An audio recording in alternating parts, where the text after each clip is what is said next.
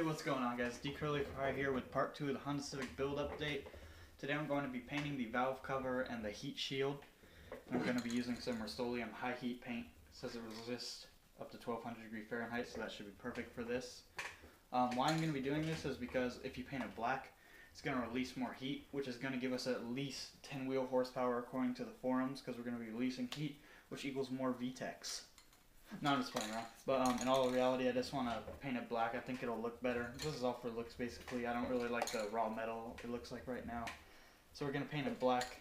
So we have some sandpaper and this Rust-Oleum high heat, and that's all we're going to need. So let's get started. Alright, so I'm going to do the heat shield first because it's less important than the valve cover. So if I mess up, I'll learn. First, I'm going to have to remove it. There's 4 bolts, 1, 2, 3, and 4. Some of them can be pretty hard to get to if you have an AC. But it's just going to be a 12 millimeter. So I'm going to remove those right now, and then we'll see what we're going to work with. Now all 4 bolts are off, these 4. I'm going to have to remove the dipstick to get the heat shield off.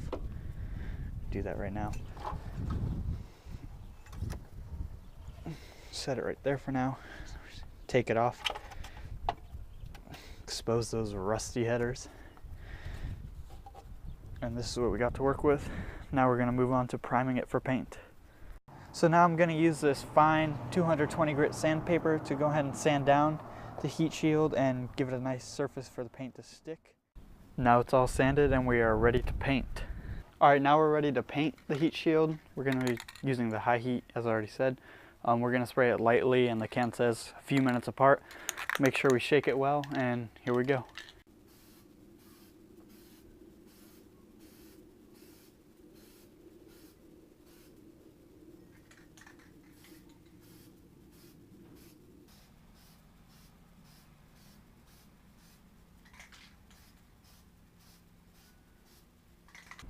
Alright, so while I wait for the heat shield to dry, I'm going to go ahead and take off the valve cover so we can get to sanding that, and then we'll paint it. We're going to have to take off this, unplug all these, take out the breather hose, remove that, and this one, and then it should come off. Alright, so the valve cover is ready for paint now. We're going to spray some light coats just like last time. Probably do about 5 on this, and we'll see how it goes. Looks quite decent.